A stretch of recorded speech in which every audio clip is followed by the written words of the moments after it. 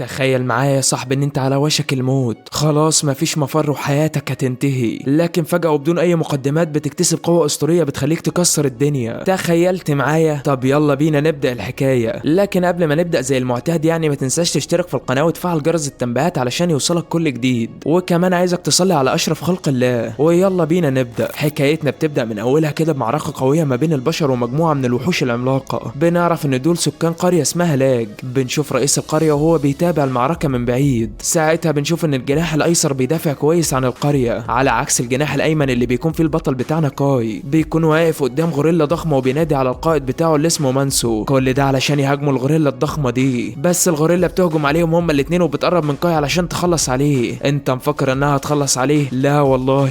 فجأة بيظهر ابن الزعيم بتاع القرية وبيكون واضح عليه ان هو مقاتل قوي بيقدر يخلص على الغوريلا دي بضربة واحدة. بنعرف بقى ان هو بيمتلك سحر الارض، وده سحر نادر جدا عندهم. بيستعد ان هو يخلص عليهم ويخرج الطاقة السحرية بتاعته. بنشوف سكان القرية كلهم مبهورين بقوته. فعلا قولها بيطير على اول غوريلا وبيطير دراعها، بيتفادى الهجمة بتاعت الغوريلا التانية وبيقوم مخلص عليها بسهولة. حتى كاي كان بيكون بيتفرج عليه وهو مبهور على الاخر. بنشوف بقى ساعتها زعيم الوحوش بيتقدم ناحيته كده وبيخرج طاقته السحرية. الوحش بيهجم على قولها علشان يخلص عليه، لكن صاحبنا بكل سهولة بيتفادى الهجمة بتاعته. بضربة واحدة من السيف اللي معاه بيقوم شقه نصين. طبعا الوحوش بتلاقي ان الزعيم بتاعهم اتهزم فبيبداوا ان هم ينسحبوا. بنشوف بقى سكان القريه مبسوطين بالانتصار بتاعهم. القائد مانسو بيقول لكاي ان هم انقذوه باعجوبه. بيبداوا ياخدوا المصابين علشان يعالجوهم. بنشوفهم بقى بياخدوا احجار سحريه من الوحوش اللي قتلوها، بيدوا منها لقولها علشان يقدر ان هو يرجع طاقته السحريه تاني، وبيبداوا يوزعوا الاحجار السحريه دي عليهم بعد المعركه علشان كل واحد يستعيد طاقته مره تانيه. كاي كان متضايق علشان هو وشويه جنود اتقسموا مع بعض حجر سحر واحد، وقولها خد حجر لوحده كامل.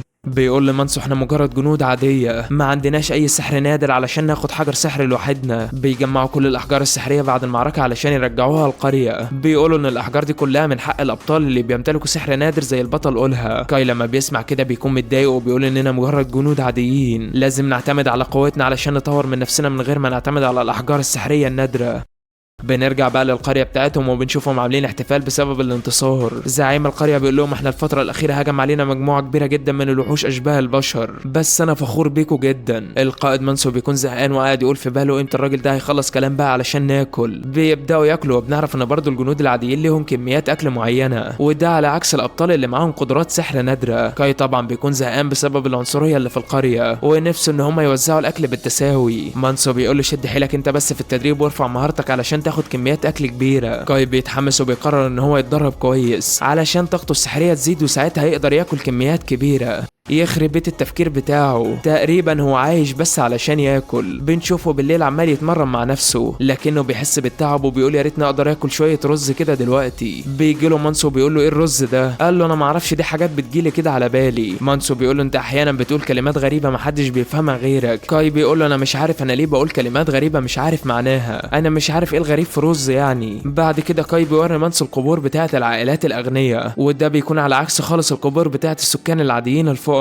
بيقول له زي ما انت شايف كده القبور بتاعت العائلات الاغنياء مكتوب عليها اساميهم وتاريخهم، اما القبور بتاعتنا مش مكتوب عليها اي حاجه، وما فيش اي حد يعرفهم ولا بيروح يزورهم اصلا. مانسو بيقول له احنا لو متنا محدش هيجي يزورنا اصلا، كاننا ما اتولدناش في القريه دي ومحدش يعرف عننا اي حاجه. كاي بيقول له انا عارف ان انا وحيد، علشان كده مش هسمح لنفسي ان انا اموت بسهوله. انا عارف ان الكلام بتاعي ده لوحده مش كفايه، لازم يكون في حاجه تخليني قوي وتخليني اكسب المعارك بتاعتي. مانسو بيقول له قصدك ايه بالكلام ده يعني؟ قال له قصدي ان انا امتلك مهاره او قدره سحريه نادره. من جانب اخر بقى بنروح لقولها وبنشوفه بيكلم اخته، بيتخانق معاها وبيقول لها قلت لك 100 مره المعارك والقتال ده للولاد بس، مستحيل تقارني نفسك بيا او تقدري تعملي ربع اللي انا بعمله في القتال. بتقول له ما تنساش ان انا من عيله البارون زيك. قال لها بنات عيله البارون مش مطلوب منهم ان هم يتعلموا القتال. جوسي طبعا بتكون متضايقه وبتتمنى انها تتولد ولد.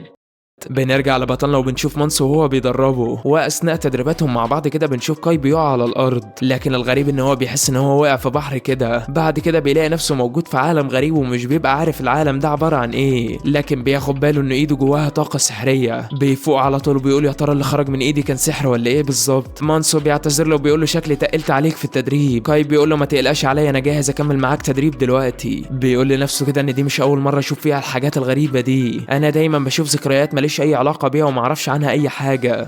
واثناء طريقه للبيت بيفضل يفكر في الحاجات الغريبه اللي هو بيشوفها، ما بيكونش عارف معناها ولا عارف عنها اي حاجه، لكنه بيكون محرج ان هو يحكي لاي حد اللي بيشوفه علشان ما يقولش عليه ان هو مجنون. بيقول ان كل الحاجات الغريبه اللي انا بشوفها فجاه زي كرات الرز اللي انا كان نفسي اكلها ما فادتنيش باي حاجه، وعمري ما شفتها في الحقيقه كمان. حتى سحر النار اللي بشوفه في الذكريات بتاعتي عمري ما شفته في الحقيقه قبل كده، ولا شفت حد استخدمه اصلا. اكيد سحر النار ده موجود بس في القصص الخياليه. ساعتها بيتمنى ان هو يقدر يستخدم سحر قوي ونادر زيه.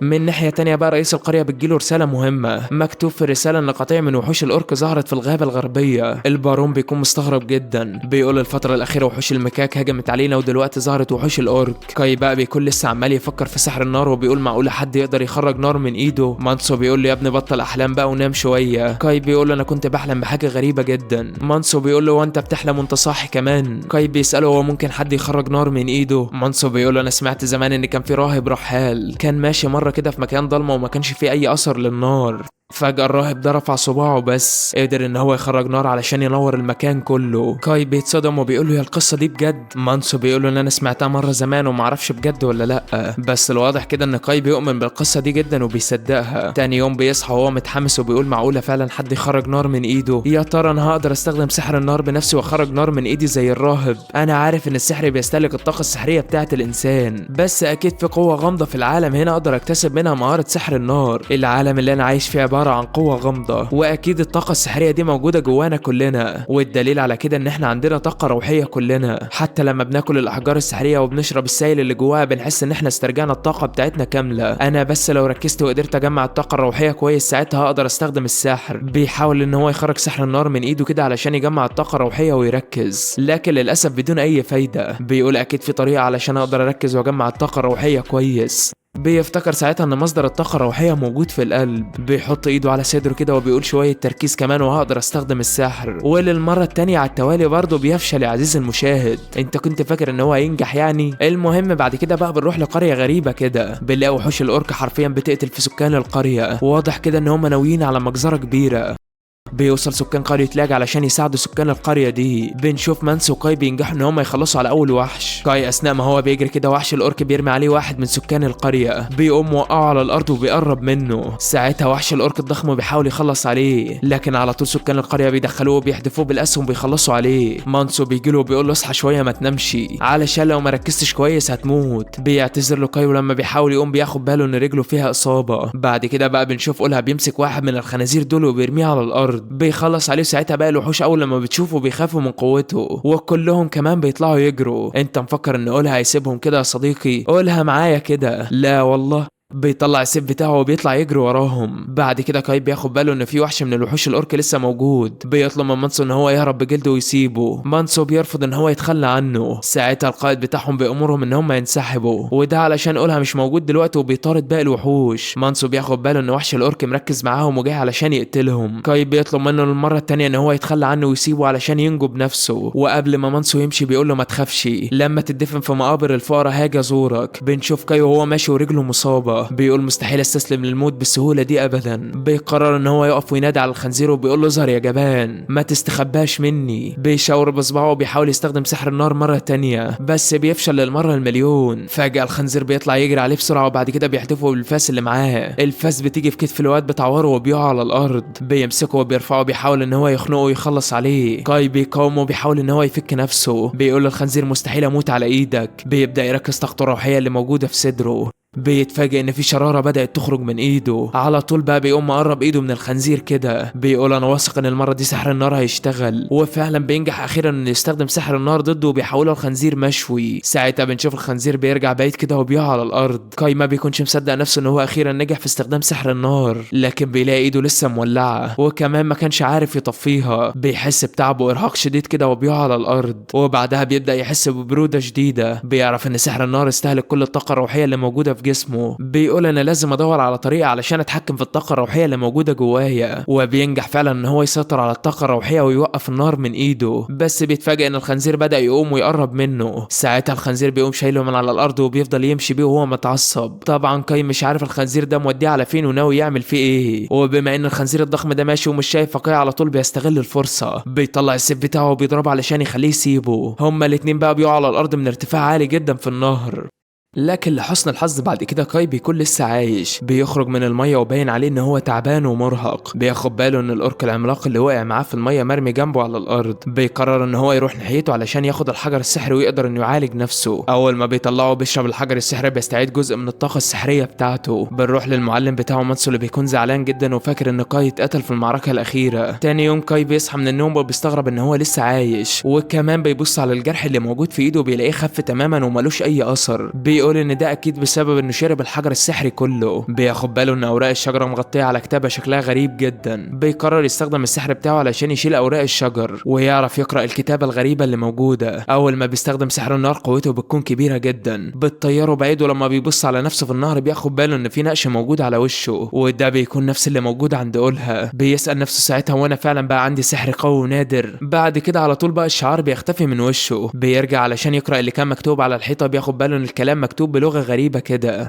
هو مش فاهم فيها اي حاجه ولا عارف يقراها اصلا. بيرجع بعد كده علشان يطلع للمكان اللي وقع منه. اول ما بيطلع بتكون قوته كبيره جدا لدرجه ان هو بيكسر الصخره اللي بيسند عليها، فبيقع مره تانية على الارض. بيعرف اخيرا ان هو بقى عنده قوه سحريه كبيره. بيسمع صوت فجاه بينادي عليه وبيقول له امشي. بيقرر ان هو يتسلق المرتفع ده تاني بسرعه كبيره جدا. بيقدر يطلعه بكل سهوله وما بيكونش مصدق انه طلع كل المسافه دي في وقت قصير. بيكون مبسوط جدا بالقوه السحريه الجديده اللي حصل عليها. بيقرر في الاخر ان هو يخفي القوه بتاعته وما يقولش لاي حد عليها. بعد كده بيرجع لزمايله ومانسو بيستغرب ان كاي لسه عايش. بيكون فرحان جدا برجوعه، وتاني يوم بنشوفه شغال حفر في الارض الزراعيه. بيستخدم كل قوته. زمايله بيستغربوا من القوه الكبيره اللي بقت عنده. بيستغربوا ان بقى قادر يفحر الارض كلها لوحده في وقت قصير جدا. حتى كاي نفسه بيتفاجئ ان هو حفر كميه كبيره جدا من الارض. بيخاف يكونوا شافوا الشعار اللي موجود على وشه، لكن لما بيبص في الميه بسرعه بيعرف ان الشعار ده ما بيظهرش غير لما بيستخدم قوته بشكل كامل. بيقعد معاهم فبيسألوه عن سبب قوته اللي بقى فيها دلوقتي. بيقول لهم انا شربت احجار سحريه كتير وده سبب قوتي. لما تهت منكم كان في وحوش اورك كتيره ميته، ساعتها جمعت كل الاحجار السحريه بتاعتهم وشربتها. ما بيكونوش مصدقين ان كاي شرب كل الاحجار السحريه دي لوحده. مانسو ساعتها بيقول لهم انا سمعت اسطوره بتقول ان اي حد بيشرب احجار سحريه قوته بتزيد بشكل كبير جدا. بنروح بقى لكاي مره تانية اللي بيروح على مكان كده ما فيهوش اي حد. بيجرب يستخدم سحر النار علشان يشوفه شغال المره دي ولا لا. فعلا بيقدر يستخدمه المره دي بكل سهوله. بيلاحظ كمان ان الطاقه السحريه كامله وما قلتش خالص. فجاه بتشوفه بنت حاكم المدينه جوسي. بتعرف انه عنده قدره على استخدام سحر النار. كاي بيحاول يكذب على طول فبتمسكه وبتقول له انا مش هسيبك غير لما تقول لي كل حاجه عنك. كاي بيقعد معاها وبيشرح لها كل حاجه. بتقول له انت بقى من الاشخاص القليلين اللي بيمتلكوا قدرات سحريه رغم ان هم مش من عائلات نبيله. وكمان بتلاحظ ان طاقته الروحيه عاليه جدا ومختلفه كمان عن اي حد شافته قبل كده. بتطلب منه ان هو يدربها. فعلا بيبداوا هما الاتنين ان هما يتدربوا مع بعض. جوسي ساعتها بتستخدم كل قوتها وبتفضل تتريق عليه. بتقول له هو ده اخرك في استخدام قوتك السحريه؟ بس خلال تدريبه معاها بيعرف كاي ان الشعار ما ظهرش على وشه، ومعنى كده ان هو فعلا ما استخدمش كل قوته. بتقول له جوسي بعد كده انا شكلي محتاجه تدريب كتير، علشان كده دايما اخويا بتنمر عليا ومش عايزني اشارك في اي معركه. كاي بيقول لها ازاي تكوني ضعيفه رغم ان انت بتمتلكي سحر الارض؟ قالت له مش كل اللي بيمتلك سحر الارض لازم يكون قوي، اي حد عنده سحر لازم يتدرب كويس علشان يطور من مهاراته السحريه، وكمان علشان يكون اقوى من الاول. انا ما دخلتش معارك علشان كده خبرتي قليله. وبعدها بتقوله احنا لازم نمشي دلوقتي علشان محدش ياخد باله. كاي بيروح مع جوسي للمقبره بتاعت العيله بتاعتها، وده علشان ينظفوها وكده يعني. كاي بياخد باله ان المقبره بتاعت ملك سحر الارض عليها نفس النقوش والكلمات الغريبه اللي هو مش فاهمها اللي شافها قبل كده. بيجي يمسحها بايده فبيستغرب انه بيقدر يقرا الكلام اللي بيحط ايده عليه، لكنه ما بيقدرش يكون جمله مفيده منه. بيقدر ان هو يفهم كل كلمه لوحدها. بعد كده بنشوف القرود اشباه البشر بيخرجوا من الغابه وبيقرروا ان هم يهجموا عليهم. الحرس ساعتها المرافق لجوسي بياخد باله ان القرود بتقرب منهم علشان تهجم عليهم. بيحاولوا ساعتها ان هم يدوروا على اي طريقه علشان يحموها ويخلوها تهرب بسرعه. جوسي اول ما بتعرف كده بترفض ان هي تمشي. بتقرر انها تقاتل معاهم. بيقول لها انت ما عندكيش خبره في القتال، والافضل ان انت تهربي دلوقتي، احنا لازم نحميكي علشان دي مسؤوليتنا. بيحاولوا بقى ان هم يهربوا بيهم. بيتفاجئوا ان في قرد ضخم ظهر قدامهم. الشجاعه بتاخدها كده ورا مصنع الكراسي وبقرر انها تواجهه. كاي بيقول لها خلي بالك ده مش واحد بس، في واحد تاني كمان انضم له. جوسي بقرر انها تواجههم لكن الخوف بيكون واضح عليها جدا. كاي على طول بيحس انها خايفه فبيتدخل. بيقول لها طول ما انت ورا كاي الانسان فانت هتبقي في امان. بيخلص على اول قرد على طول بضربه واحده. القرد التاني العملاق اول ما بيقرب منهم بتشوف كاي اخد الفاس بتاع القرد الاول وراح علشان يخلص عليه هو كمان. هوب بيديله ضربه بيرشق الفاس في كتفه. بعدها بيطلع السكينه بتاعته وبينزل يخلص عليه. عاش يا ابني والله. المفاجأة بقى هنا ان جوسي بتاخد بالها من الشعار اللي موجود على وشه. بنروح بقى للقرية وهناك بينتشر خبر ان في تفتيش قريب. الحاكم بيقرر انه يبلغ الحراس ان المنطقة دي بقت خطرة، وكمان بيقول لهم نبعت القوات بتاعتنا هناك علشان تحميها. اول ما بيمشي بنشوف جوسي هنا بتعتذر لابوها وبتقول انا اسفة ان انا رحت لوحدي. ابوها بيكون مهتم بقاي اللي قدر ان هو يقتل 2 من القرود البشرية. بيقول لها انا متحمس علشان اشوف قوة الواد ده هتبقى عاملة ازاي. تاني يوم بنشوف قاي وهو شغال ومركز في شغله. بنشوف بنت بقى اسمها اليسا عمالة تبص على كاي واضح انها معجبه بيه. البنات اللي واقفين معاها بيقولوا لها يلا روحي كلميه علشان لو استنيت شويه كمان هيجي حد ويخطفه منك. حرفيا كاي بيكون هو حديث الناس كلها، كلهم عمالين يتكلموا عليه وعن انجازاته العظيمه. بعد كده الاميره جوسي بتروح له وبتقول له انا متشكره جدا ان انت انقذتني، لكن اثناء ما انت كنت بتخلص على القرود انا شفت شعار سحري موجود على وشك. هنا كاي بيحس ان هو اتقفش. بنشوف بقى جوسي مش مهتمه باي حاجه غير ان هي كانت جبانه وخايفه جدا اثناء القتال. بتقول له القوة السحرية مش كل حاجة، لازم أكون شجاعة أكتر من كده علشان أقدر أواجه المواقف الصعبة. بتوعده ابتداء من بكرة إنها تبدأ تتدرب بشكل كويس. بتطلب منه إن هو كمان يبقى موجود معاها في التدريب ويساعدها. زمايله بيكونوا بيراقبوه من بعيد وغيرانين منه على الآخر. بعد كده بنشوفه هو عمال يقطع خشب. بتيجي البنت اللي اسمها أليسا وبتكون جايبه له مية علشان يشرب. بتحاول تخبي إن هي مهتمة أو معجبة بيه، لكن بتيجي واحدة زميلتها وبتنادي عليها علشان تساعدها. أول ما بتمشي مانسو بيجي وبيقول له إيه يا معلم أنت مش سايب أي حد ولا إيه؟ حتى بنات القرية بقوا بيحبوك هم كمان. فجأة بيسمعوا صوت طائر في السما كده. الصوت ده بيكون سمعه قبل كده لما كان موجود في الغابة، وكمان وهو نايم بيسمع نفس الصوت. بيقرر ان هو يقوم علشان يعرف ايه مصدر الصوت ده. بنشوفه هو بينط السور بتاع المدينة بكل سهولة، وكمان بيجري بسرعة كبيرة جدا لدرجة ان هو ما بيصدقش ان عنده كل السرعة دي. بيقول انا بقيت خفيف زي الريشة. بيقوم ناطط في النهر اللي وقع فيه اخر مرة وبيكون مستمتع على الاخر. بيبص للسما وبيشوف الطائر اللي كان عمال يعمل الصوت. بيروح بعد كده للجدار اللي كان عليه الكلام الغريب اللي ما كانش عارف يقرأه. بياخد باله انه مش عارف يقرأ الكلام ده حتى لما بيحط ايده عليه، عكس لما كان موجود عند مقبرة ملك سحر الارض. بيعرف ان ملك السحر اللي مات في المقبرة دي هو اللي عالجه من الاصابة بتاعته، وكمان هو اللي اداله القوة السحرية اللي موجودة معاه دلوقتي. علشان كده كاي بيقرر ان هو يفضل يمسح في الحجر ده لحد ما ينضفه كله. بعد كده بيفضل يتمشى في الغابة لوحده. بياخد باله ان رغم ان الدنيا ضلمة الا ان هو قادر يشوف كويس جدا. اول ما بيشرب المية بتاعة النهر وبياكل الفاكهة بيكونوا طعمهم حلو جدا وحاجة كده اخر جمدان. بيقرر ان هو يبني بيت في الغابة ويعيش فيها على طول. بيروح عند الاشجار وبيقرر ان هو يستخدم سحر النار علشان السيف اللي معاه مش هيقدر يقطع الشجر. على طول بيستخدم سحر النار وبيولع في ايده، لكن الغبي بيقوم مولع في الشجره كلها. بيعمل حريقه كبيره وبيقول ان سحر النار برضه مش هينفع. بيقرر يتخيل ان ايده سلاح حاد علشان يقدر يقطع بيه الشجر، وفعلا بيبدا يتخيل انه بيقطع الشجر بايده. بيقدر فعلا انه يعمل ثقب جوه الشجره، بس فجاه بيحس ان في حد بيقرب منه. بيكون في مجموعه من الاقزام بيحاولوا ان هم ينزلوا الوادي، فبيستخدم قوته وبيجري بسرعه ناحيتهم.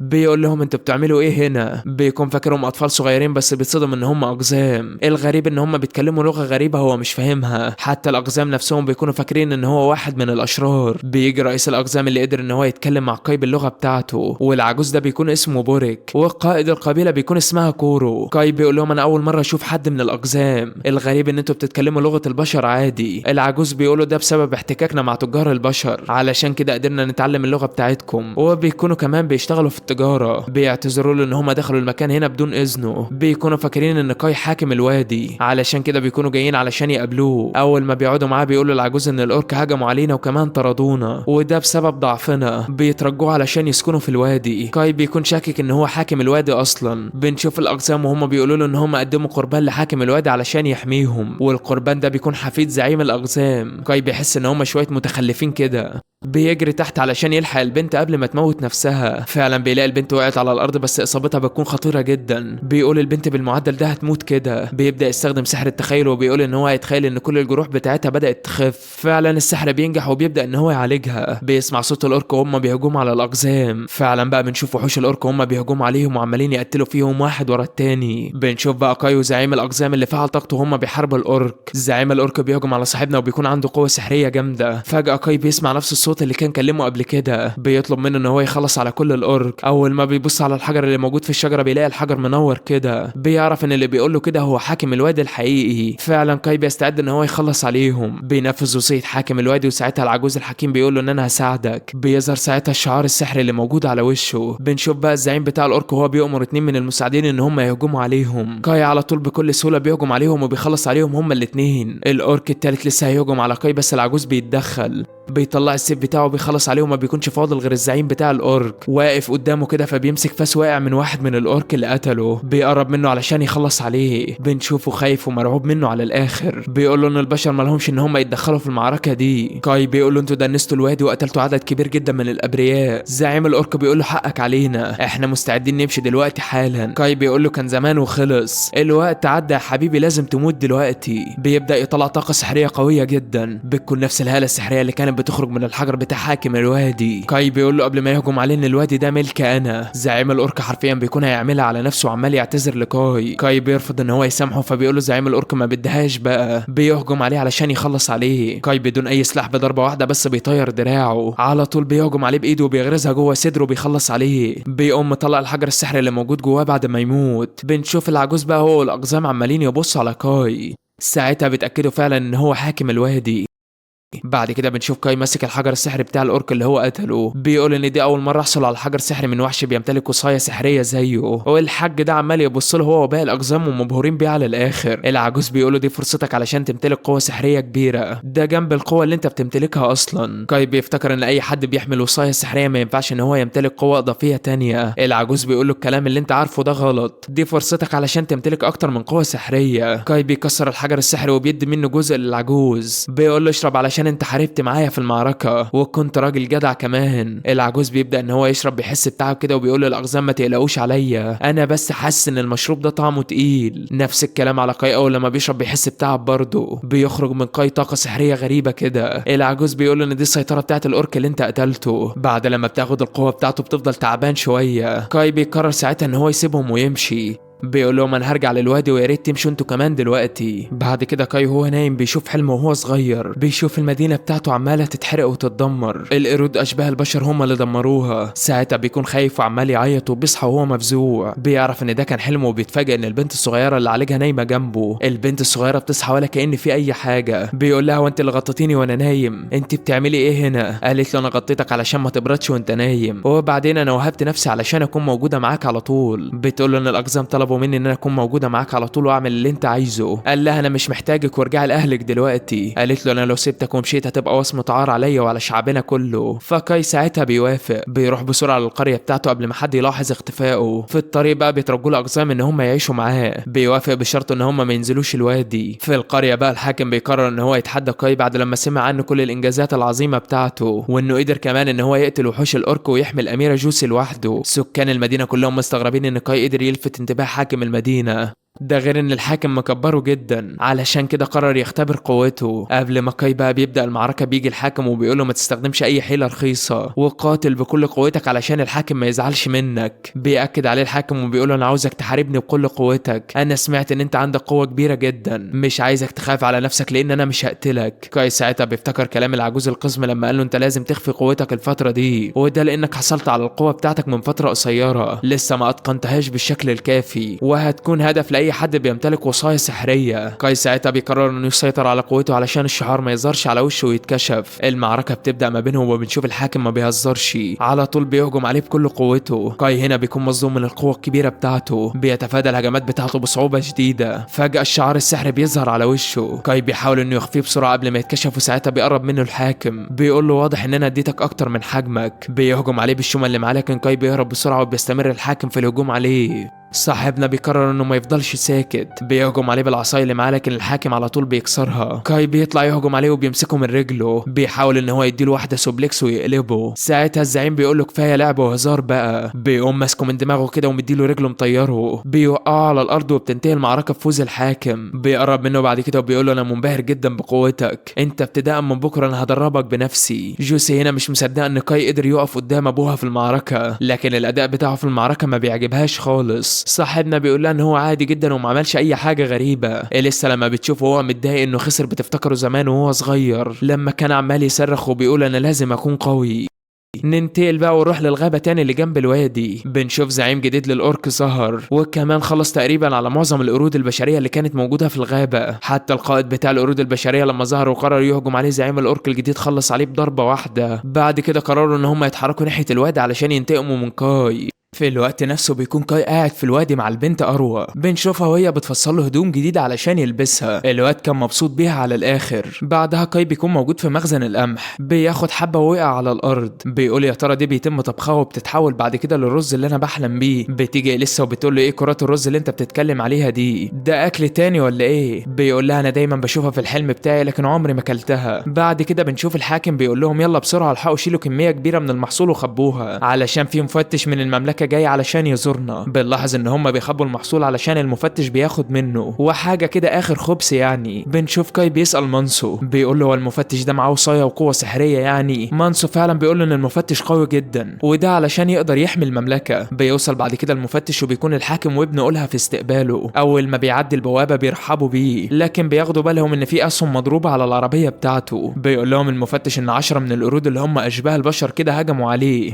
بس انا قدرت اخلص عليهم بقوتي. بيتفاجئوا ان هم عددهم كبير ومستغربين ازاي ظهروا في الغابه. المفتش بينزل بعد كده واول لما بيشوف جوسي بنت الحاكم بيبدا ان هو يتكلم معاها. واضح كده ان هو معجب بيها على الاخر. جوسي هنا حرفيا مش طايقاه. الحاكم بقى بياخد باله ان في حد جاي ورا عربيه المفتش فبيساله انت جاي معاه ولا لا؟ الراجل بيقول لهم انا قابلت المفتش في الطريق وبيبدا ان هو يعرفهم بنفسه. بيقول لهم انا اسمي نادا وجاي من معبد اسمه ماس. المفتش بقى بيبدا ساعتها انه يشوف المخازن بتاعتهم. بيلاحظ ان المحصول ناقص وبيشتكي الحاكم من سوء الطقس. طبعا المفتش ما بيصدق ان هو يفضل في القريه. بعدها كاي بيروح للكاهن اللي اسمه نادا وبيقول له خلي بالك هدومك متوسخه. بيبدا يتعرف عليه لكن الكاهن نادا بيكون عارفه كويس. بيقول له انت الواد اللي حصلت على قوه كبيره بعد لما شربت عدد كبير جدا من الاحجار السحريه بتاعه الأورك. الكاهن نادا بيقول له انا زيك بالظبط، شربت كميه كبيره جدا من الاحجار وبقى عندي قوه سحريه. بيوري له الشعار اللي موجود على وشه. كاي بيقول له انت معاك وصايه سحريه يعني؟ قال له مش شرط اي حد عليه شعار سحري يبقى معاه وصايه سحريه،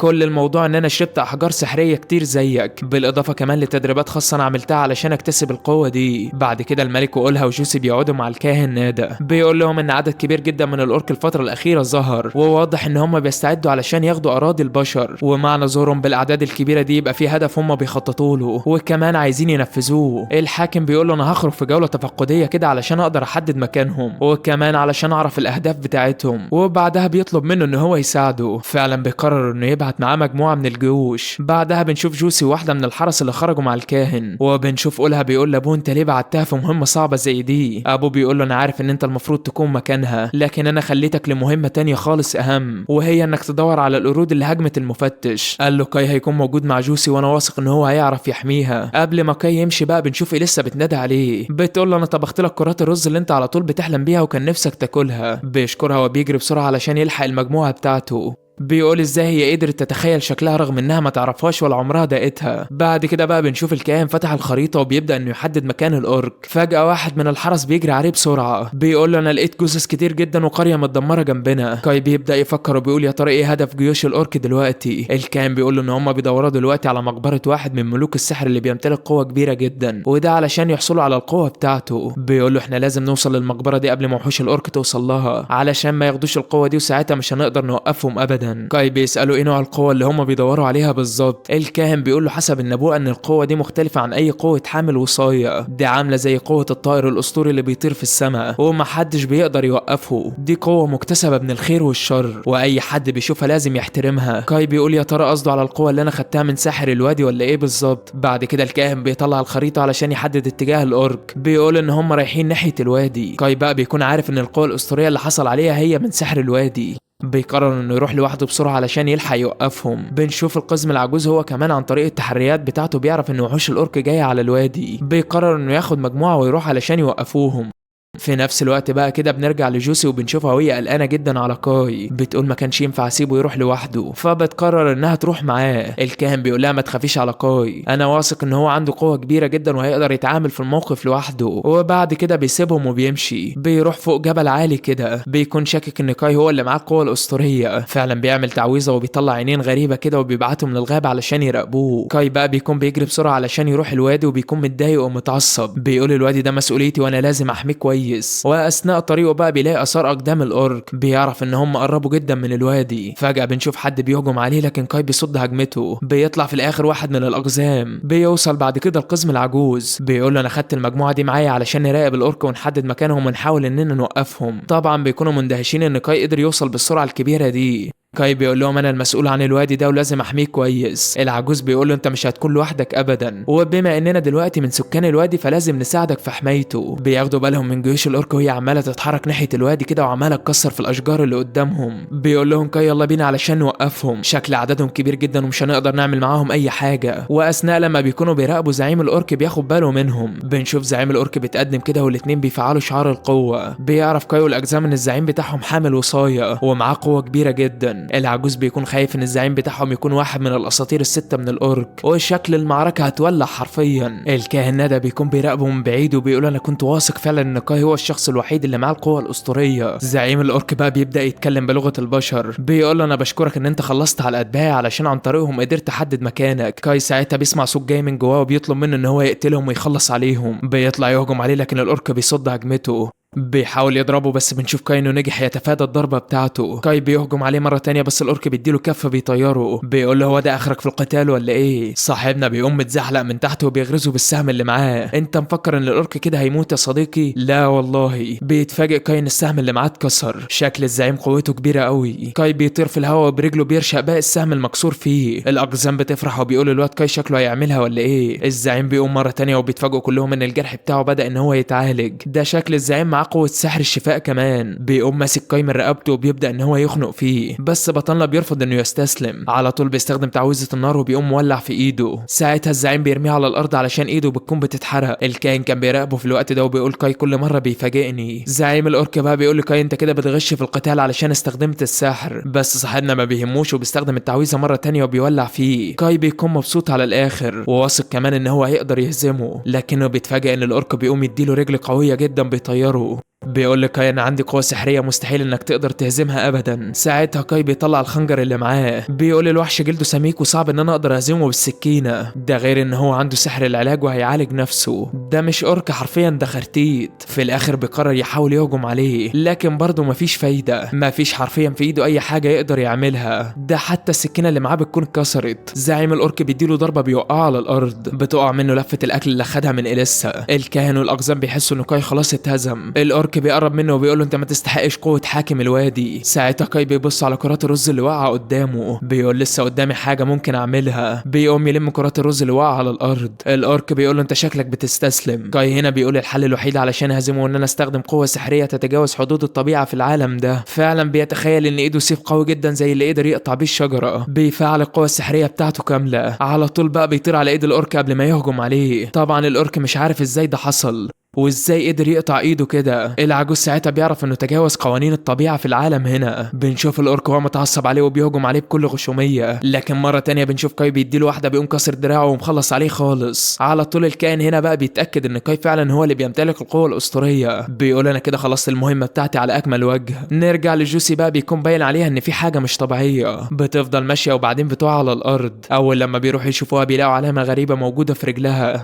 بعد كده بقى بنرجع لكاي بياخد الحجر السحري بتاع زعيم الاورك وبيشربه. بيحس بعدها بألم شديد جدا وبيعرف كاي ان الاورك كان بيمتلك قوه كبيره جدا، علشان كده هو بيتألم من شده القوه بتاعه الطاقه السحريه. بنشوف الاورك خافت وعلى طول هربت. كاي بيقع بعدها على الارض من التعب. بيجروا عليه علشان يطمنوا ان هو كويس، لكن بنشوف طاقه سحريه غريبه بتخرج من تحت الارض وبتطير في السماء. بعد كده بنشوف العجوز بيصحي كاي. اول ما صاحبنا بيفوق ما بيكونش عارف ايه اللي حصل. بيقولوا له انت اول ما شربت الحجر السحري خرجت طاقه سحريه كبيره جدا وبعد كده اغمى عليك.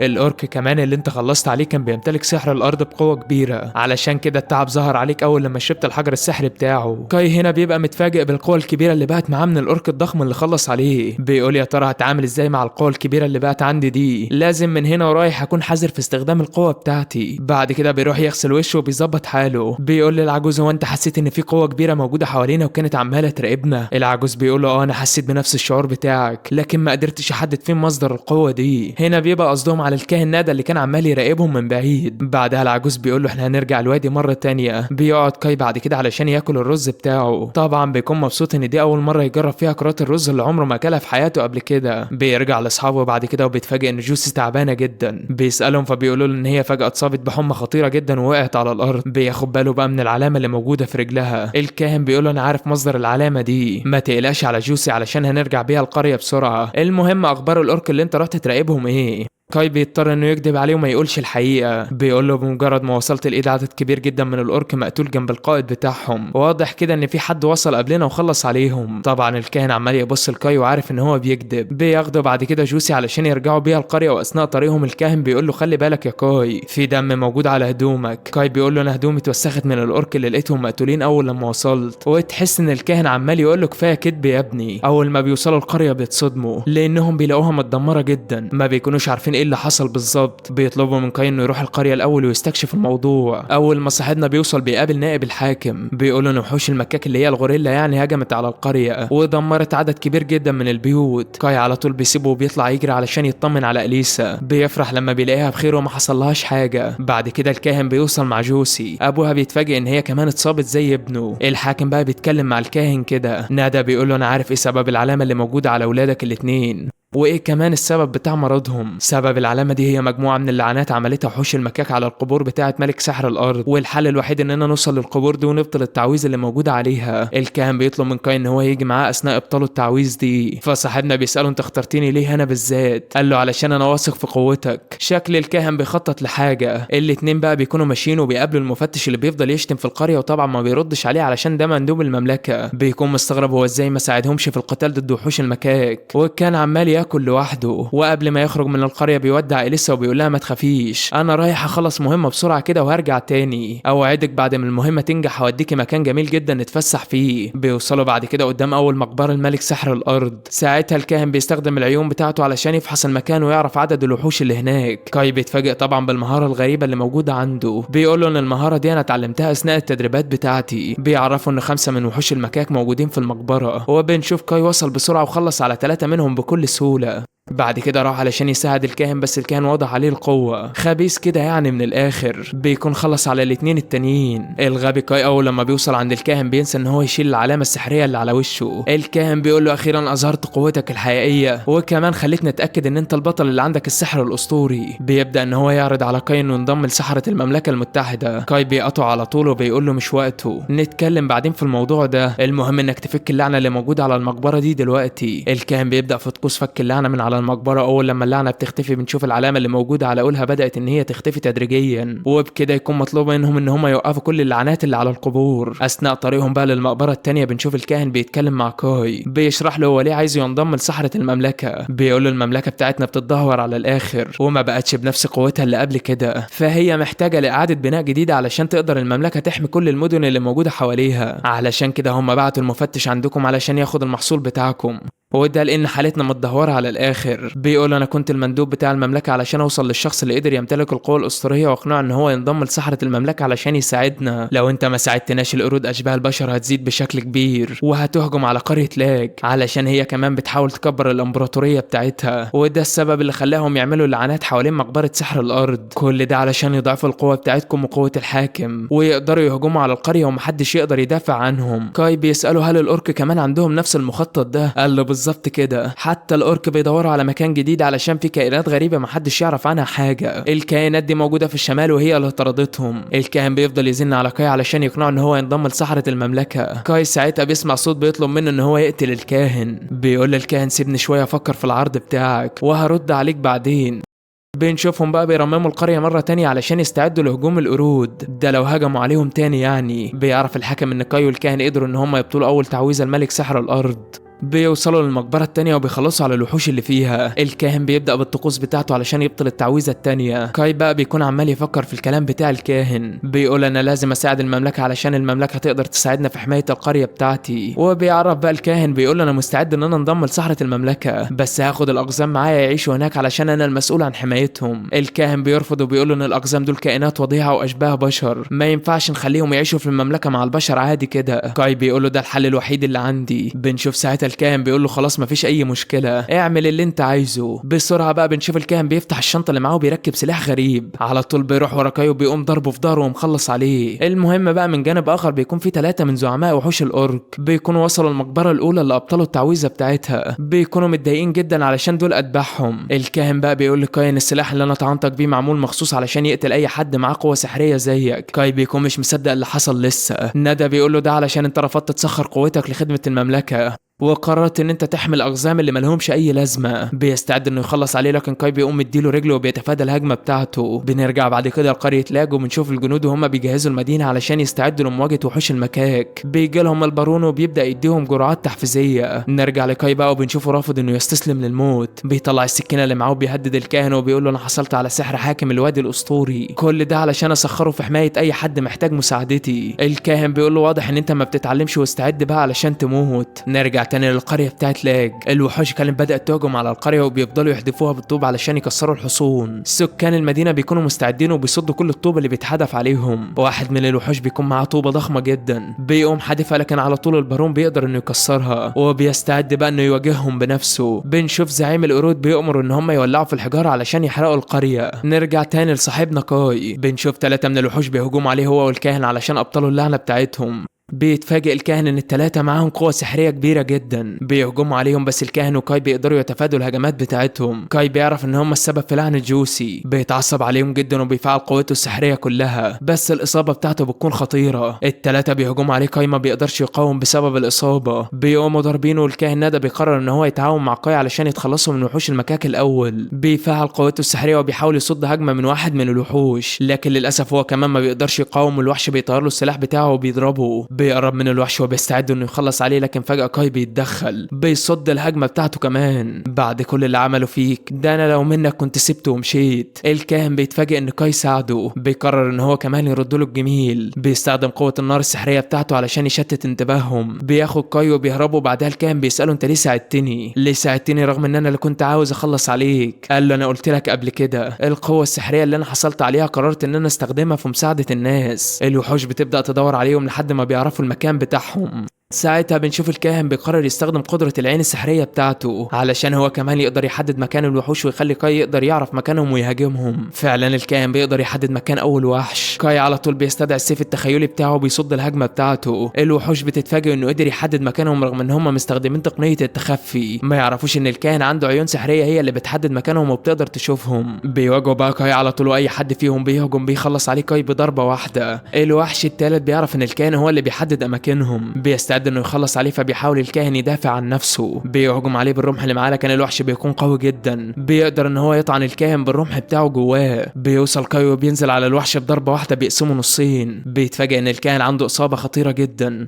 وبعد لما ال3 وحوش تم ابادتهم بواسطة بطلنا كاي بنروح للقرية بقى تاني. بنلاقي قولها بيفوق مرة تانية وبيكون متفاجئ باللي حصل. فواحد ده بيقول له في حرب بيننا وبين وحوش المكاك. قولها بيقرر انه ياخد السيف بتاعه ويروح علشان يساعدهم. كاي بقى كان بيحاول يعالج الكاهن، بيشرب حجر سحري من وحوش المكاك اللي هم قتلوهم. ندى بيقول له ان الحجر السحري بتاعهم مش هيساعدني في الشفاء. صاحبنا بعد كل اللي عمله معاه بيقرر يستخدم قوته السحريه علشان يعالجه، بس ما بيقدرش يعمل له اي حاجه علشان الاصابه بتاعته كانت خطيره جدا. الكاهن على طول بقى بيودع وبيموت. نروح لجوسي بنلاقيها هي كمان فاقت بعد لما اللعنه راحت من عليها. بتعرف ان في معركه ما بينهم وما بين الاورك، فبتقرر ان هي تنضم للمعركه. بنشوف 2 من سكان قريه لاج بيروحوا للمفتش علشان يعمل اي حاجه ويساعدهم بدل ما هو عمال ياكل وخلاص على الفاضي. بس بيتفاجئوا ان هو مش موجود في الاوضه بتاعته. بنلاقيه بيحاول يهرب وعاوز يفتح البوابه الرئيسيه. بينزل واحد من الجنود وبيقول له ممنوع البوابه دي تتفتح الا باوامر من البارون نفسه. المفتش على طول بيطعنه بالسكينه بتاعته وبياخد اليسا رهينه وبيقول لهم محدش يتدخل. بتيجي بعدها على طول العربيه الخاصه بيه. على طول بيقوم قاطع الحبل بتاع البوابه وبياخد اليسا معاه كرهينه وبيركب العربيه وبيطلع يهرب. وبعد ما بيفتح البوابه وحوش المكاك بتدخل منها. بنشوف المفتش في العربيه مبسوط جدا ان هو هرب في اللحظه الاخيره ومش فارق معاه القريه اصلا. طبعا فرحان ان هو خد لسه معاه كرهينه لانه معجب بيها جدا. بنرجع بقى للبارون بعد كده وبنشوف واحد من وحوش المكاك بيطلب من البارون انه يسلمه الحجر السحر بتاعه. فجأة بنشوف عدد من سكان القريه بيكونوا راسمين على وشهم شعار حملة الوصاية علشان يخوفوا وحوش المكاك وكده. بيبينوا لهم ان مش بس البارون هو اللي بيمتلك قوة سحرية، واطمنك ان الخطة بتنجح. بتخلي وحوش المكاك تبدأ تخاف. ساعتها سكان القريه بيقدروا ان هم يقتلوا عدد كبير منهم. بعدها بيقوموا قافلين البوابة الرئيسية علشان ما فيش وحوش تانية تدخل. بيتفاجئوا ان الوحوش بتبدا تحدف طوب على الباب بتحاول تكسره للمره التانية. واحد من مساعدين البارون بيطلب من البارون ان هو يهرب دلوقتي علشان الوحوش ما تقتلوش، ولو قتلوه هياخدوا منه الحجر السحري. البارون طبعا بيرفض ان هو يهرب وبيقرر يفضل موجود علشان يدافع عن القريه. بيوصل كاي اخيرا وبيتفاجئ ان عدد كبير جدا من وحوش المكاك واقفين قدام القريه. بيقوم مفعل قوته وبيطلع يهجم عليهم. سكان القريه بيتفاجئوا ان البوابه الرئيسيه اتكسرت وكمان دخل واحد من زعماء وحوش المكاك اللي بيمتلك قوة سحرية، على طول بيقوم هاجم على البارون وبيقوله سلمني الحجر السحري بتاعك. بنشوف ابن البارون اولها بيوصل لساحة المعركة، طبعا بيكون تعبان ومرهق بسبب اللعنة اللي كانت عليه، لكنه بيرفض ان هو يستسلم وبيمسك السيف بتاعه وبيجري يطحن فيهم. سكان المدينة بتفرح ان اولها انضم للمعركة. بنشوف كمان جوسي دخلت المكان اللي فيه الاسلحة وبتحاول تدور على اي سلاح علشان تستخدمه في المعركة، بتقول انا لازم يبقى لي دور مهم في الموضوع ده، وشكلها هتخرب على الاخر. بعدها بنشوف اولها بيهجم على واحد من وحوش المكاك اللي بيمتلك قوة سحرية، اول ما بيضربه بالسيف بيقع من ايده، حرفيا بيبقى على وشك ان هو يموت. الوحش بيستعد ان هو يخلص عليه، لكن فجأة بنلاقي جوسي اتدخلت وصدت الهجوم بتاعه، بتنجح فعلا انها تبعده عن اخوها، بتقول له انا قررت احمي القرية حتى لو ضحيت بحياتي. طبعا الوحش بيتفاجئ ان في بنت بتمتلك قوة سحرية وحاملة الوصاية. جوسي بتبقى واقفة قدام الوحش ده وهي خايفة ومرعوبة كالعادة بتاعتها، لكنها بتقرر انها تتخلى عن الخوف والرعب اللي موجود جواها. بنتفاجئ ان جوسي بتطلع تهجم عليه وبتكون سرعتها كبيرة جدا، بتطير في الهواء بتنجح انها تطير راسه. طبعا اولها واقع على الارض ومش مصدق ان اخته هي اللي عملت كل ده. ساعتها سكان المدينه اتحمسوا وطلعوا يهجموا على الوحوش بدون اي خوف ولا رحمه. السكان بتنجح اخيرا انهم يقتلوا عدد كبير جدا منهم. البارون بيروح ناحيه البوابه وبيتفاجئ ان كاي عامل مدعكه بره، عمال يطحن فيهم مجموعه ورا مجموعه. بيديله السلاح بتاعه وبيقول له استخدمه في القتال. كاي بياخد منه السلاح وبيكمل مدعكه فيهم وبيفضل حرفيا يطحنهم. الزعيم بياخد باله من الشعار اللي موجود على وشه، بيقرر انه ياخد وحوش المكاك وينسحب حالا. سكان القرية بيفرحوا ان وحوش المكاك انسحبوا من المعركة وبيعلنوا اخيرا انتصارهم. البارون بقى بيروح لكاي وبيسأله عن الكاهن، بيقول له الكاهن مات بعد ما ابطل اللعنات بتاعت وحوش المكاك. طبعا مرضاش كاي يقول له اي حاجة عن اللي حصل ما بينهم وانه حاول يقتله. مانسو بيعرف كاي ان المفتش اخد اليسا رهينة معاه وهو اللي فتح البوابة علشان يهرب، وساعتها الوحوش دخلت المكان. على طول بيطلع يجري علشان يلحقها قبل ما المفتش يعمل فيها اي حاجة. من جانب اخر بقى المفتش بيكون مبسوط ان العربية اللي راكبها بعدت خالص عن وحوش المكاك، ودلوقتي هم في امان. بيقرر ان هو يقرب من اليسا شويه، بيتفاجئ ان في حد بيجري وراهم وبيكون شاكك ان ده وحش من وحوش المكاك. بيستخدم قوته السحريه علشان يعرف مين اللي بيجري وراهم وبيعرف ان ده كاي، لكنه بيستغرب الهاله السحريه القويه اللي بتخرج منه. لسه بتفرح ان كاي بيجري وراهم علشان اخيرا هيلحقها ويخلصها من المفتش ده. المفتش بقى بيطلع سهم علشان يضرب بيه صاحبنا، لكن لسه على طول بتزقه وبتقول له مالكش دعوه بيه. بنشوف الحصان اللي بيجر العربيه بيكون خايف من القوه السحريه بتاعت كاي وما بتجريش بشكل طبيعي، والسواق مستغرب الحصان خايف ليه كده. المفتش بيطلع سكينه علشان يقتل البنت. الحصان من كتر الخوف بتاعها بتوقع العربيه وبتفك نفسها وبتطلع تجري. الحرس طبعا اول ما بيلاقوا العربيه اتدمرت بيبيعوا المفتش العبيط ده وبيطلعوا يجروا هم كمان. بطلنا كاي بيوصل على طول للعربيه علشان يطمن على اليسا، بيتفاجئ انها اتصابت في بطنها فبيحاول يستخدم سحر الشفاء بتاعه، لكن للاسف الاصابه بتكون خطيره جدا، ما بيقدرش يعمل حاجه وبيكون متضايق جدا وهينفجر من الغضب. بيغرس ايده جوه المفتش وبيخلص عليه. بيروح عند اليسا علشان يديها الحجر السحري يمكن يكون في سبب في شفائها، لكن برضه لما بتشرب الحجر السحري بتاع المفتش بتفضل الاصابه بتاعتها خطيره وما بتخفش. هنا بيقرر ياخدها عند زعيم الاقزام وبيقول هو ده الشخص اللي هيقدر يعالجها. اثناء طريقه بقى بنشوف زعيم المكان بيراقبه من بعيد وبيعرف هو رايح فين.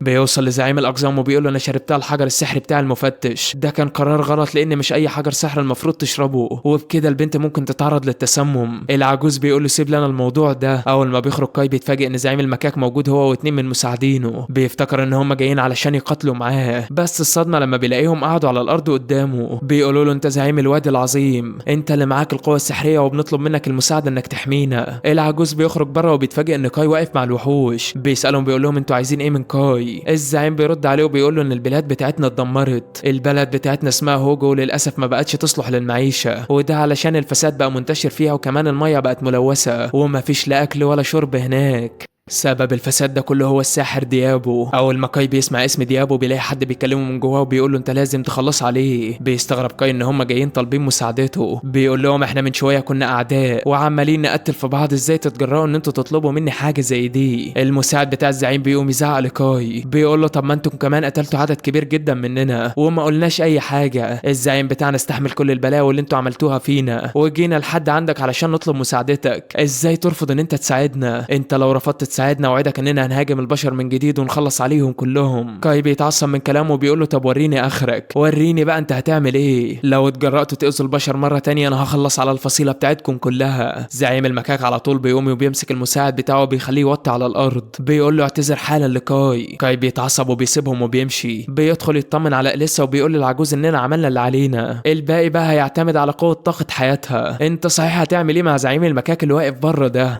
قال له بسببهم إليسا تعرضت لإصابة خطيرة وممكن تموت كمان، لو ما كانوش هاجموا القرية ما كانش كل ده حصل. الغريب هنا ان العجوز بيطلب من كاي ان هو يساعدهم، بيقول له بما انك بتمتلك سحر الوادي يبقى لازم تسمع لزعيم المكاك وتشوفه عايز ايه، لانه عمره ما رفض طلب اي حد بيتعرض لمشكلة كان بيروح له علشان يساعده. كاي بيقول له معنى كلامك ان انا المسؤول عن العالم واي حاجة تحصل المفروض ان انا اللي احلها. قال له بالظبط كده، لان ساحر الوادي كان اقوى ساحر في العالم كله، بيفضل يترجاه علشان يروح يسمع زعيم المكاك ويساعدهم.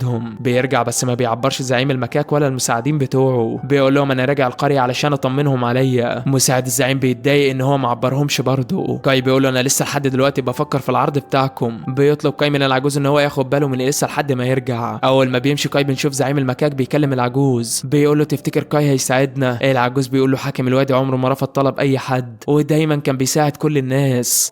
صاحبنا بيرجع للقرية وبيخبي عليهم ان هو قتل المفتش، بيقول لهم ان هو هرب ومعرفش عنهم اي حاجه. البارون بيشكر كاي على الاداء بتاعه العالمي، بيقول له انت بتمتلك قوه كبيره جدا قريبه بشكل كبير للناس اللي معاهم الوصايه والقوه السحريه. القريه بتاعتنا هتعتمد عليك في المستقبل علشان تحميها. بيخرج كده ويشوف عدد كبير جدا من الجثث بسبب المعركه الاخيره. بيلاقي اخت لسه بتزعق وبتقول له انت كذاب علشان وعدتني انت هتحميها وما قدرتش تعمل حاجه. بيكون قاعد يفكر في كلام مساعد زعيم المكاك لما قال له انت لو ما ساعدتناش هنهجم على المدينه وهنقتل كل سكان القريه.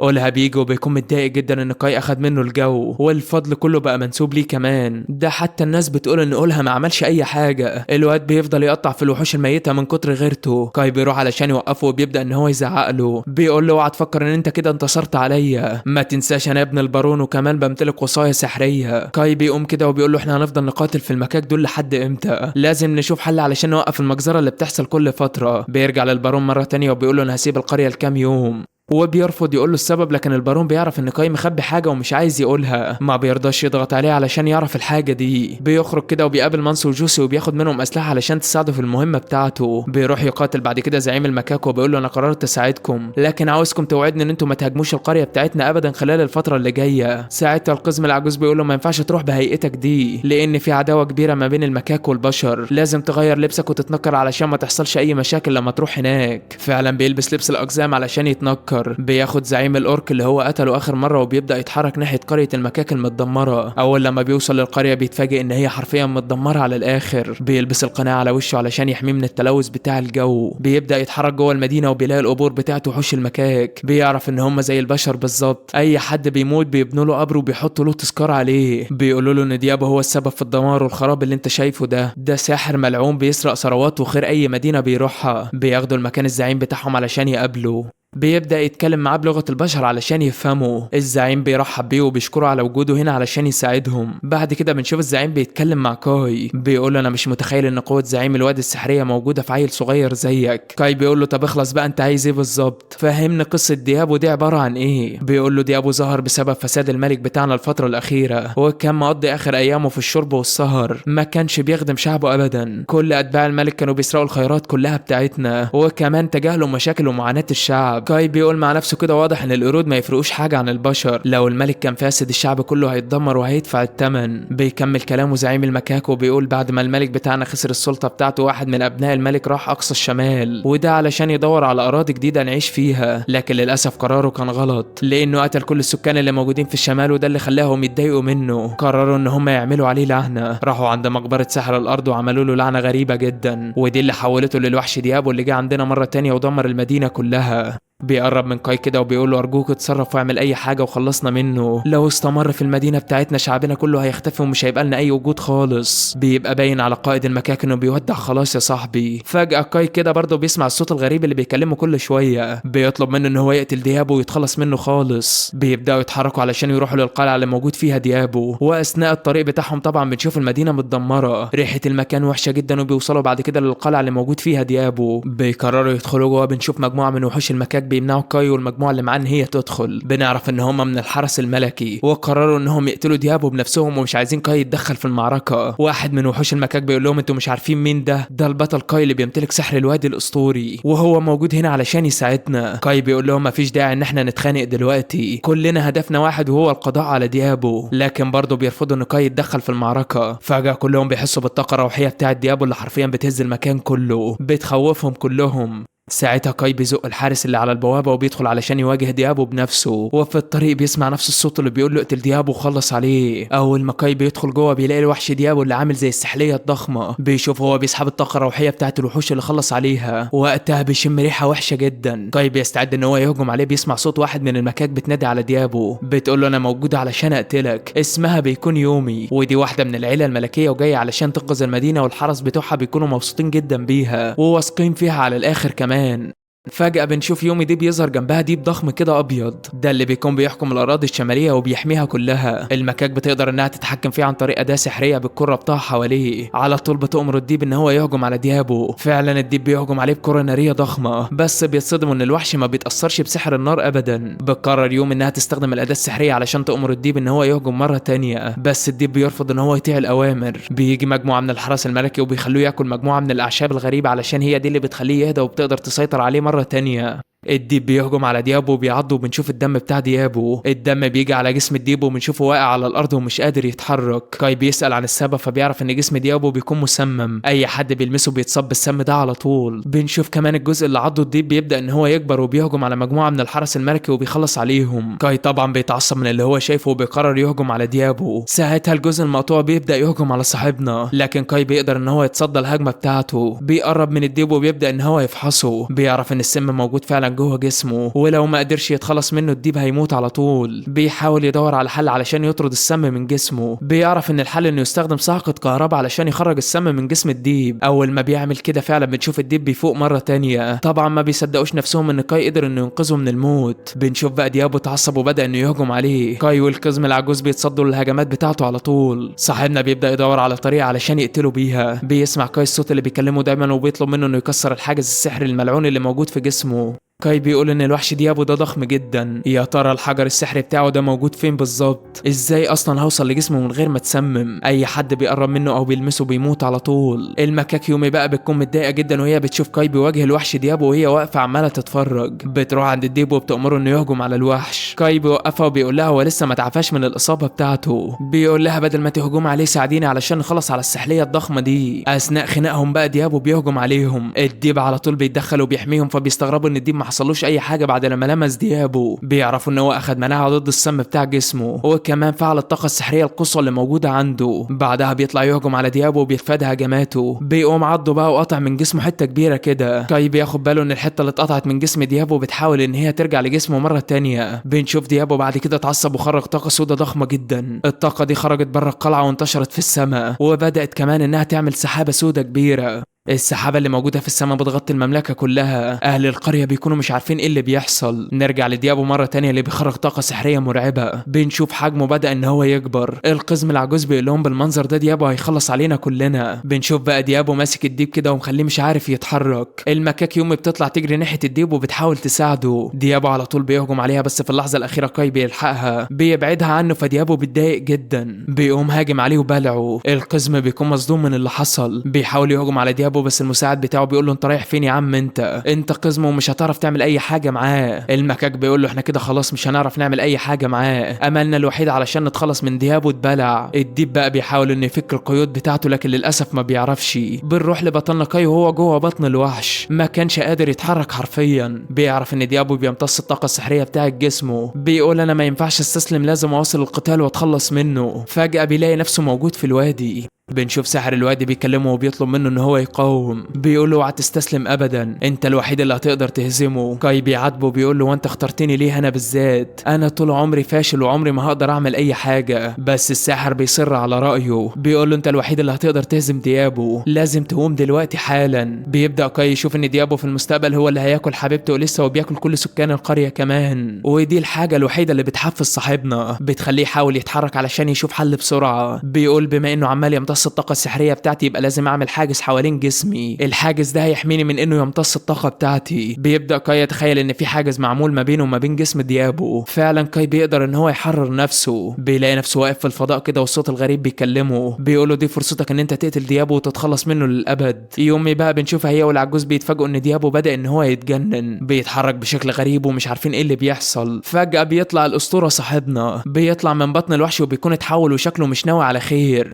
بعدها بنشوف ديابو بيهجم على كاي، بس كاي بيقدر انه يصد هجمته ويتفاداها كلها. بيطلع السيف اللي خده من جوسي وبيقوم طاعن بيه ديابو. الوحش بيتعصب وبيهجم على كاي، بس الذئب على طول بيتدخل بيقوم ضربه. ساعتها ديابو بيحس ان مفيش امل ان هو يصمد قدام الذئب، وكاي بيقرر ساعتها ان هو يهرب. على طول بقى بنشوف صاحبنا والذئب بيطلعوا يجروا وراه. كاي بيطلب من الذئب ان هو يمسكه لحد ما ينزل عليه بالسيف ويقسمه. فعلا الديب بيعمل كده وبيهجم عليه، بيقوم عضه وماسكه. بعدها كاي بينزل عليه بالسيف بضربه قويه بيقسمه نصين. لكن انت لو فاكر يا صديقي ان كده تم القضاء على ديابو فتبقى غلطان، لاننا بنشوف الجزء بتاع راسه بيبدا ان هو يتحرك مره تانية، بيطلع يجري وصاحبنا بيطلع يجري وراه. في الوقت نفسه بنشوف الجزء التاني بتاع جسمه بيبدا ان هو يتحرك تاني. بتحاول وحوش المكاك انها توقفه علشان ما يهربش. نرجع لكاي وهو بيجري ورا الراس وبيطلب من يوم ان هي توقف الراس علشان يلحقها. بتطلب من الوحوش ان هم يعملوا حاجز ويمنعوه من انه يهرب. فعلا المكاك بتنجح انها تعمل حاجز وبتمنعه من انه يهرب. صاحبنا على طول بينط من فوق وبيقوم حاطط ايده على جسمه، بيحاول يدور على الحجر السحري الملعون لكنه مش عارف هو موجود فين بالظبط. فبيقرر يستخدم ايده التانية، بيفضل يقطع فيه لحد ما بيفرتكه حرفيا. بنلاقي فعلا الجزء اللي موجود فيه الحجر السحري بيبدا ان هو يتحول على هيئة وحش غريب، وبيكون متضايق جدا من كاي. كاي بيحاول يهجم عليه ويضربه. الوحش بيتفادى الهجمة بتاعته، وبنشوف باقي الاجزاء اللي كاي قطعها بدأت ان هي تتحرك وبتهجم على وحوش المكاك. مساعد زعيم المكاك بيتدخل وبيدافع عنهم. بعد كده ديابو بيطلع يهجم على كاي. يوم بتتدخل وبتقوم ضرباه بالسيف ومثبتاه في الارض. بتقول لكاي يلا تعالى خلص عليه ودور على الحجر السحري بتاعه. كاي بيتفاجئ لما بيدور جوه جسمه وما بيلاقيش الحجر السحري. بيعرف ان جسم الوحش ده وهمي، والجسم الحقيقي بتاعه اللي موجود فيه الحجر ظهر وراه. هنا كاي بيستخدم السيف التخيلي بتاعه وبيقوم ضربه بيه. يومي كمان بتقوم طعناه بالسيف اللي معاها، وبينجح كاي اخيرا ان هو يخرج الحجر السحري الملعون منه. اول ما الحجر بيقع على الارض بيتفتح، وبنشوف اللعنه اللي لونها احمر بتبدا انها تخرج من الحجر السحري. بعدها بنشوف رياح قويه كده، وعلى طول بقى بتختفي اللعنه خالص.